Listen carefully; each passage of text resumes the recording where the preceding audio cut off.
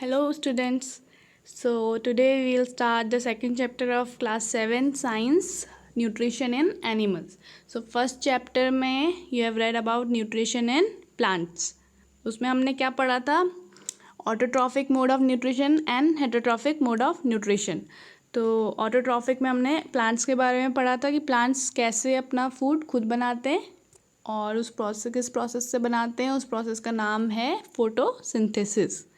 और फिर heterotrophic mode of nutrition में हमने अलग अलग टाइप के प्लांट्स के बारे में पढ़ा था, जैसे कि इंसेक्टिवोरस प्लांट जो कि इंसेक्ट्स खाते हैं, फिर सेप्रोट्रॉफिक जो डेड एंड डिकेइंग ऑर्गेनिजम्स पे डिपेंड करते हैं, फिर पैरासिटिक जो दूसरे लिविंग ऑर्गेनिजम्स पे डिपेंड करते हैं, फिर इसी में हमने सिम्बायोटिक के बारे में भी पढ़ा था जो दो ऑर्गेनिज्म साथ में रहते हैं और एक दूसरे की हेल्प करते हैं. सो अब हम सेकेंड चैप्टर स्टार्ट करेंगे जो एनिमल से रिलेटेड है. तो हमने फर्स्ट चैप्टर में ही देखा था कि सारे जितने भी एनिमल्स हैं वो सब किस पे डिपेंडेंट हैं, डायरेक्टली और indirectly they are dependent on plants for their food. जैसे कि जो इंसान जो खाली कोई भी इंसान या जानवर जो वेजिटेरियन है, जो खाली प्लांट प्रोडक्ट्स खाता है, तो वो तो डायरेक्टली प्लांट्स पे डिपेंडेंट है. और जो एनिमल्स दूसरे एनिमल्स को खाते हैं, सपोज टाइगर है, टाइगर प्लांट्स नहीं खाता डायरेक्टली, है ना. सो हम ऐसे बोल सकते हैं कि it is not dependent on plant. But tiger क्या खाता है? टाइगर सपोज गोट खाता है ना.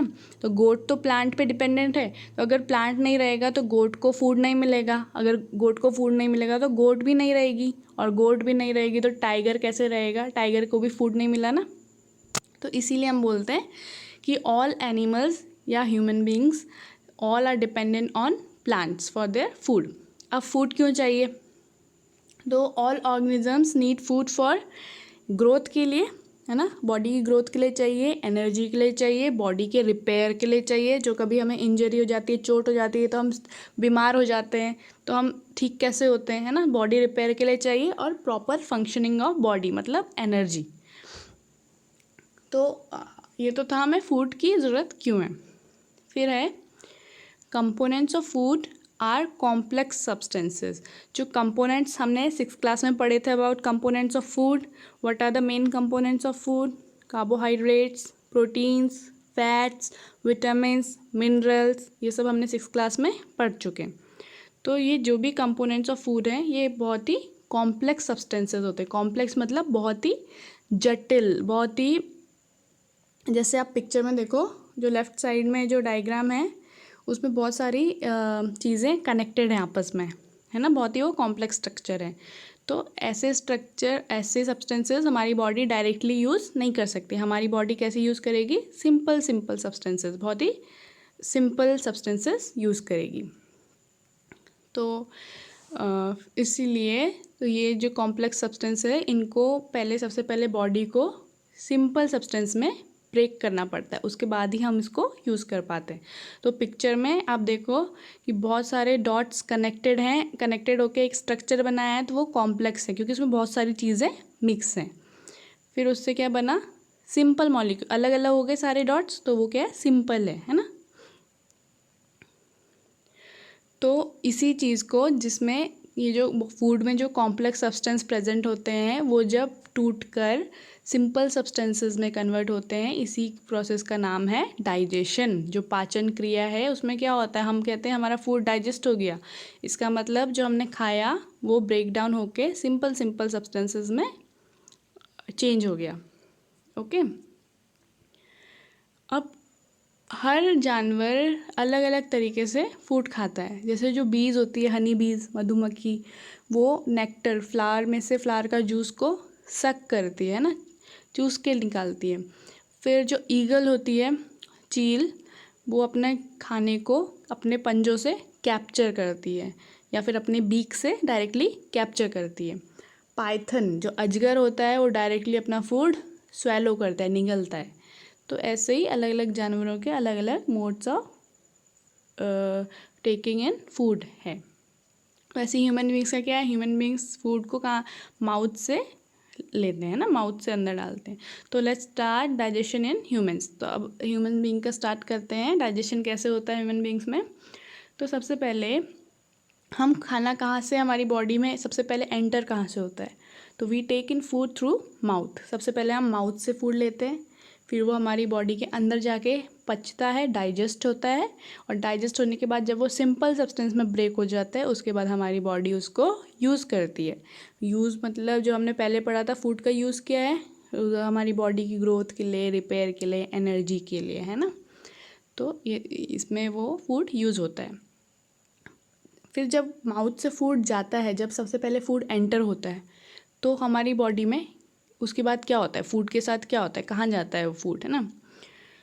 तो फूड जो है एक कंटिन्यूअस पैसेज मतलब एक रास्ता, है ना। जैसी बॉडी के अंदर फूड जाता है तो एक रास्ते से होकर निकलता है। जैसे आप रास्ते में जाते हो तो एक टनल, कभी गुफा आती है ना, सीधा सीधा रास्ता रहता है, वैसे ही जो फूड भी जाता है वो भी एक रास्ते में चलता है।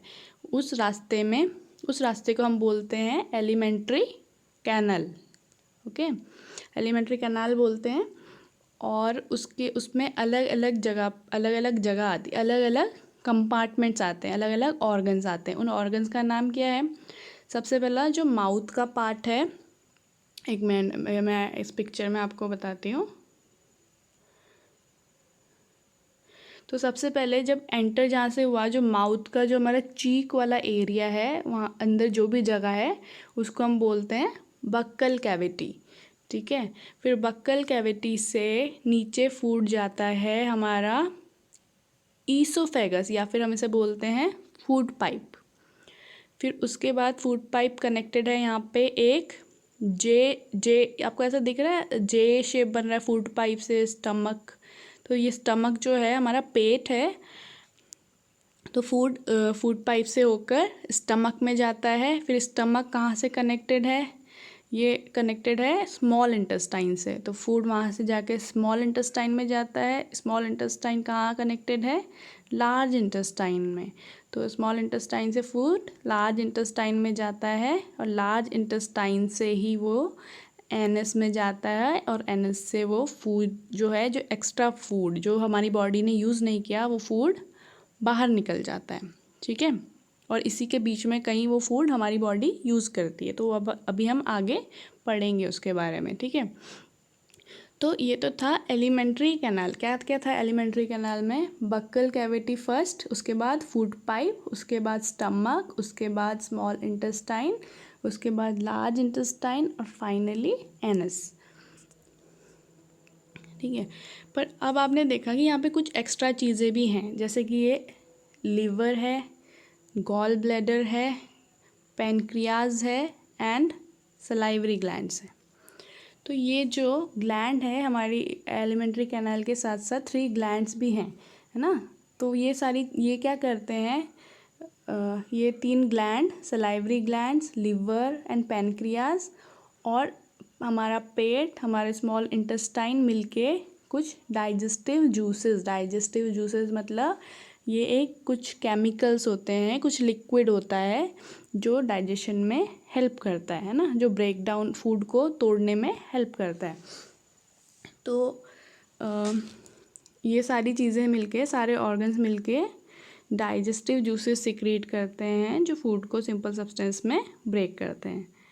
और एलिमेंट्री कैनाल और ये 3 ग्लैंड्स मिलके हमारे बॉडी का डाइजेस्टिव सिस्टम बनाते हैं। तो अगर कोई आपसे पूछे कि what is the difference between alimentary canal and digestive system, तो आप क्या बोलेंगे कि alimentary canal is the pathway of food. Pathway मतलब उसका रास्ता है, फूड कहाँ कहाँ से जाता है।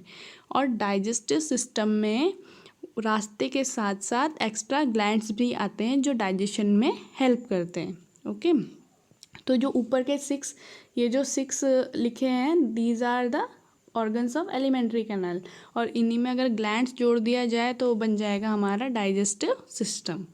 तो अब हम इनको अच्छे से पढ़ते हैं। ठीक है, फर्स्ट है हमारा बक्कल कैविटी। तो this is the picture of buccal cavity. देखो इस पिक्चर में क्या क्या है, टीथ आते हैं बक्कल कैविटी में, है ना। हमारे मुंह का एरिया, जो लिप्स के अंदर का जो एरिया है, खाली जगह, उसे हम बोलते हैं बक्कल कैविटी। तो वहाँ पे क्या क्या आया, टीथ आया, टीथ के साथ साथ हमारी टंग आ गई, और टंग के अलावा वहाँ पे और एक और चीज़ जो प्रेजेंट रहती है, salivary gland. Salivary gland, saliva मतलब थूक। तो हमारे जो चीक्स का एरिया है, अगर आप वहाँ पे अपनी टंग टच करोगे तो वहाँ से थूक रिलीज़ होता है, कभी आपने नोटिस किया है ना? या फिर जो टीथ के नीचे वाले जो टीथ हैं उसके नीचे का अंदर का एरिया, तो वो होते हैं सलाइवरी ग्लैंड्स। तो हम सबसे पहले जो हम फूड अंदर लेते हैं अपनी बॉडी के, उसको हम बोलते हैं साइंटिफिक लैंग्वेज में, उसे हम बोलते हैं इंजेशन। इन मतलब पता है आपको, इनसाइड, है ना?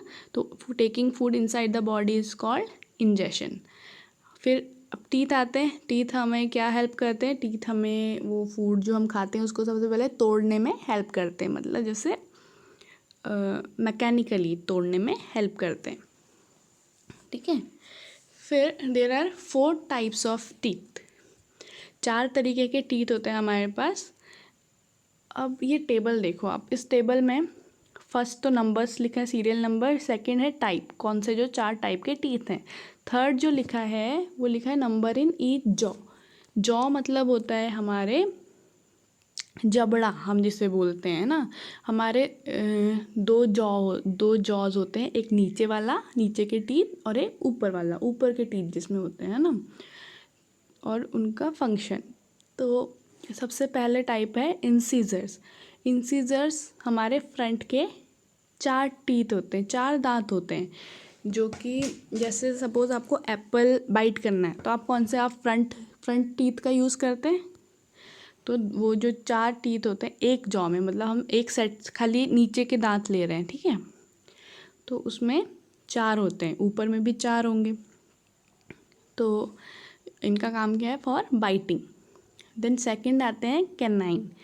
ये 4 टीथ के आजू बाजू में, लेफ्ट साइड में और राइट साइड में, दोनों साइड होते हैं कैनाइन। जैसे कि जो हमारे पॉइंटेड टीथ होते हैं, जैसे आपने जानवरों में देखा होगा, खासकर जो कुत्तों में होते हैं, पॉइंटेड टीथ होते हैं, दो एक साइड, दो। तो उनका फंक्शन होता है फॉर टीयरिंग, कोई भी चीज़ को फाड़ने के लिए, जैसे कि चिकन वगैरह, फ्लैश जो भी खाते हैं स्पेशली, ठीक है। थर्ड होते हैं हमारे प्रीमोलर्स। प्रीमोलर्स क्या करते हैं? फूड को अच्छे से ग्राइंड करते हैं, तोड़ते हैं।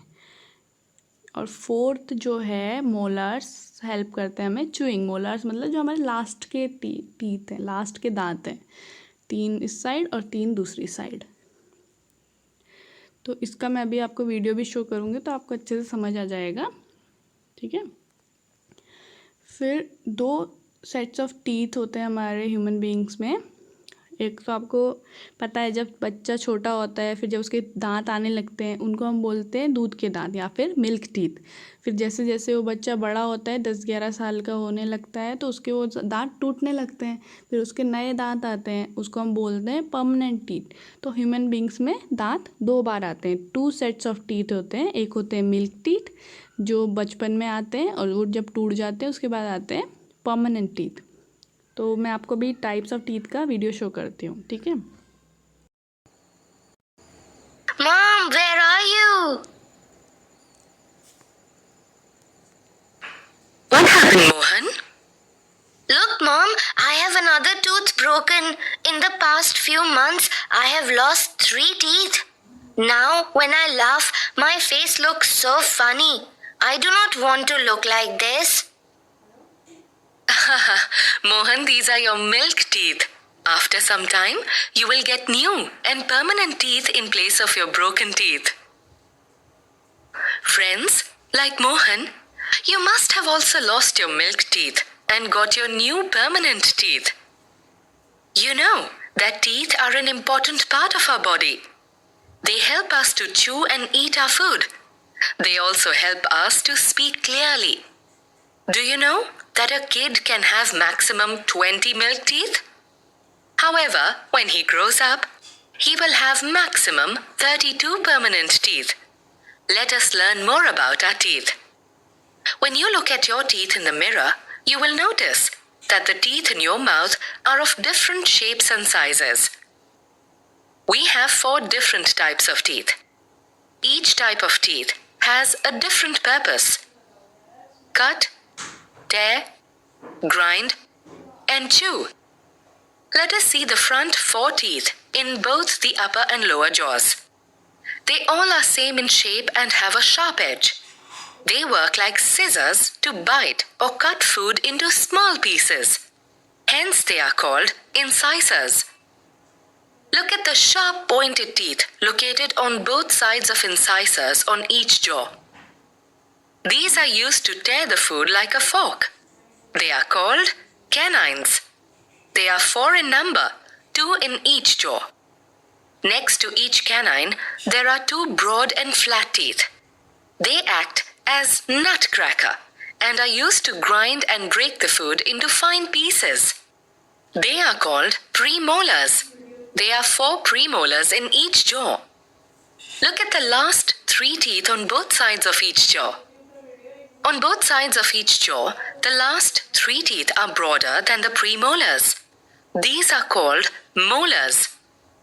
Their function is similar to the premolars, but they are used to grind the food further into a fine paste. We have in total 32 teeth, 16 in each jaw. तो अभी हमने पढ़ा हमारे दांतों के बारे में कि हमारे मुंह में कुल जो एक बड़ा आदमी एडल्ट इंसान होता है, एक बड़ा आदमी होता है फुली ग्रोन, उसके मुंह में कुल 32 दांत होते हैं. 32 number of teeth are there, है ना. और वो उनमें 4 टाइप के दांत होते हैं. तो ये भी हमने पढ़ा. और अब हम दांतों से रिलेटेड एक और चीज़ पढ़ेंगे. अब क्या यह पिक्चर आपने ये पिक्चर देखिए, क्या किसी के दांत, आप में से किसी के दांत ऐसे हैं? तो होपफुली नहीं होने चाहिए ऐसे दांत. और ऐसे दांतों का रीज़न है टूथ डिके. टूथ डिके मतलब टूथ मतलब दांत और डिके मतलब ख़राब होना, तो सड़ना. तो दांतों का ख़राब होना, दांतों का सड़ना, ये कब होता है? जब भी हम कुछ खाते हैं और उसके बाद हम अपने दांत, अपना मुंह अच्छे से वॉश नहीं करते, प्रॉपर्ली क्लीन नहीं करते. तो उससे क्या होता है, हमारे दांतों के बीच खाने की कुछ चीज़ें फंसी रह जाती है, खाने की कुछ पीसेस फंसे रह जाते हैं. और उनमें क्या करते हैं, बैक्टीरिया अटैक करके उस खाने को, स्पेशली शुगर्स, जो खाने में शुगर प्रेजेंट होती है, उसको ये बैक्टीरिया एसिड्स में चेंज कर देते हैं. और एसिड क्या करते हैं, दांतों को डैमेज करते हैं, ख़राब करते हैं. तो इसकी वजह से हमारे जो दांत होते हैं वो सड़ जाते हैं. तो इसीलिए बोलते हैं कि हमें ज़्यादा मीठा नहीं खाना चाहिए, और खाना भी चाहिए तो उसके बाद हमें प्रॉपर ब्रश करना चाहिए. हर बार खाने के बाद कुल्ला करना चाहिए, माउथ वॉश करना चाहिए, है ना. तो ये सब चीज़ें हमको ध्यान देनी चाहिए. तो बक्कल कैविटी में पहली चीज़ तो हमने दांतों के बारे में पढ़ी. दूसरी चीज़ जो बक्कल कैविटी में होती है वो होती है हमारी जीभ, हमारी टंग. तो tongue is a fleshy muscular organ. जो हमारी टंग है, जो हमारी जीभ है, वो एक मस्कुलर ऑर्गन है. उसमें कोई भी बोन नहीं होती, कोई हड्डी नहीं होती, है ना. और उसका फंक्शन क्या है, इट हैज़ टेस्ट बड्स. हमारी जीभ में अलग अलग एरिया होते हैं, रीजन्स होते हैं जहाँ पे टेस्ट बड्स होते हैं अलग अलग टेस्ट के लिए, और ये हमें खाने का स्वाद लेने में हेल्प करती है ना. ये अलग अलग जो स्वाद हमें आता है, खट्टा, मीठा, नमकीन, वो हमारे जीभ में टेस्ट बड्स की वजह से आता है. और दूसरा फंक्शन हमारी टंग का ये है कि it also mixes saliva with the food. Saliva मतलब जो हमारा थूक होता है, तो ये हमें हेल्प करता है फूड को सलाइवा के साथ मिक्स करने में. अब ये थी दूसरी चीज़. अब तीसरी चीज़ है सलाइवरी ग्लैंड्स. तो सलाइवरी ग्लैंड्स ऐसी चीज़ें, ऐसे ग्लैंड्स होते हैं जिनसे थूक निकलता है ना, थूक रिलीज़ होता है. जैसे आपने देखा होगा कि हमारे मुंह में थूक बनता रहता है. तो ये जो बनता है, जो हमारे मुंह में थूक आता है, कहाँ से आता है, सलाइवरी ग्लैंड से आता है. अब ये जो सलाइवा होता है, ये क्या करता है, जो हमारे खाने में स्टार्च प्रेजेंट होता है. हमने 6th क्लास में स्टार्च के बारे में पढ़ा था कि यहाँ स्टार्च इज़ अ कार्बोहाइड्रेट. तो स्टार्च बहुत सारी चीज़ों में प्रेजेंट होता है, जैसे कि पोटैटो में होता है, राइस में होता है. तो इन सारी चीज़ों में स्टार्च ये हमारा कॉर्न में होता है, तो ये सारी चीज़ों में स्टार्च प्रेजेंट होता है। तो सलाइवा स्टार्च को ब्रेक करके शुगर में कन्वर्ट करता है। तो इसकी भी एक वीडियो हम देखते हैं। स्टार्च को हिंदी में हम मांड भी बोल सकते हैं। कभी आपने जैसे चावल हम कुक करते हैं तो चावल के ऊपर का पानी निकाल देते हैं ताकि वो चावल चिपचिपा ना हो, तो जो वो पानी रहता है उसमें स्टार्च होता है, मांड इसे हम बोलते हैं। ठीक है, तो अब इससे एक रिलेटेड एक वीडियो देखेंगे हम।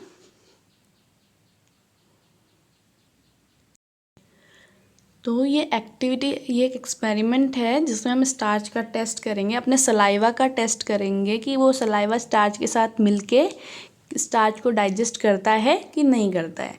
ठीक है, तो एक बार मैं आपको रिवाइज करा देती हूँ कि स्टार्च का टेस्ट कैसे होता है। 6th क्लास में आपने पढ़ा होगा कि कोई भी फूड आइटम लेते हैं हम, जैसे आलू या फिर राइस, कोई भी आइटम लेंगे तो उसमें स्टार्च प्रेजेंट है कि नहीं है वो बताने के लिए हम क्या करेंगे, उसमें आयोडीन का सॉल्यूशन डालेंगे। आयोडीन एक केमिकल है, उसकी हम 2-3 बूंदें अगर उस खाने के आइटम में डालेंगे तो उसका कलर अगर ब्लूइश ब्लैक कलर में चेंज होता है तो इसका मतलब है कि उसमें स्टार्च प्रेजेंट है। अगर नहीं होता है ब्लूइश ब्लैक कलर में चेंज तो इसका मतलब उसमें स्टार्च एब्सेंट है। तो iodine plus starch will give bluish black colour. Okay, तो जो आपकी बुक में जो एक्सपेरिमेंट दिया है उसमें क्या किया है, हमने 2 टेस्ट ट्यूब्स लिए हैं और टेस्ट ट्यूब्स में बॉइल्ड राइस लिया, एक में बॉइल्ड राइस लिया है और एक में च्यूड चबाया हुआ राइस लिया है। चबाया हुआ इसलिए क्योंकि ताकि उसमें हमारा सलाइवा मिक्स हो जाए, है ना। तो हमें सलाइवा का ही टेस्ट करना है। तो यहाँ पे बॉइल्ड राइस की जगह डायरेक्टली स्टार्च का पाउडर लिया है, रेडीमेड स्टार्च लिया है। ओके, तो देखते हैं इसको।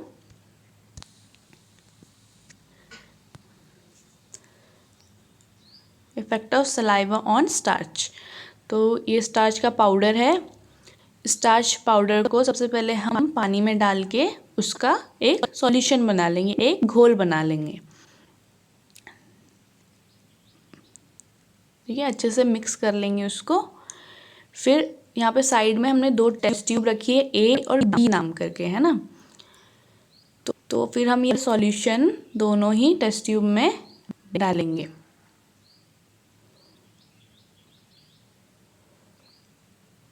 Start solution in test tube A and start solution in test tube B। इसमें स्टार्च है ना, दोनों में ही स्टार्च प्रेजेंट है। फिर हमने टेस्ट ट्यूब बी में अपना थूक मिक्स किया, अपना सलाइवा मिक्स किया है। ठीक है, अब उसको अच्छे से मिक्स करेंगे हम। तो टेस्ट ट्यूब ए में सलाइवा नहीं है, टेस्ट ट्यूब बी में सलाइवा है। अब स्टार्च को टेस्ट करने के लिए हम उसमें आयोडीन सॉल्यूशन की ड्रॉप्स ऐड करेंगे। तो ए में हमने आयोडीन सॉल्यूशन डाला और बी में भी हमने आयोडीन सॉल्यूशन डाला। तो अभी देखिए स्टार्टिंग में दोनों का ही कलर ब्लूइश ब्लैकिश टाइप का आ रहा है ना। पर धीरे धीरे क्या हुआ, जो टेस्ट ट्यूब बी, यहाँ पे see the difference. Test tube A है, ए का कलर बिल्कुल डार्क ब्लू ब्लैक कलर है। ब्लूइश ब्लैक मतलब या तो ब्लू दिखता है, ब्लैक, दोनों में कन्फ्यूजन है, जो हमें पता नहीं चले कि ब्लू है कि ब्लैक है, उसे हम बोलते हैं ब्लूइश ब्लैक कलर। और जो बी टेस्ट ट्यूब है जिसमें हमने थूक डाला था, उसका जो कलर है वो धीरे धीरे फेड हो रहा है। फेड हो रहा है मतलब स्टार्टिंग में उसमें स्टार्च था, धीरे धीरे स्टार्च की मात्रा कम हो रही है। तो दोनों टेस्ट ट्यूब में ये डिफरेंस क्यों आया, हमने क्या चीज़ अलग से ऐड करी थी, अपना थूक। तो बी में हमने अपना सलाइवा डाला था, तो क्या सलाइवा स्टार्च के साथ कुछ तो ऐसा कर रहा होगा कि स्टार्च उस टेस्ट ट्यूब से जा रहा है, निकल रहा है।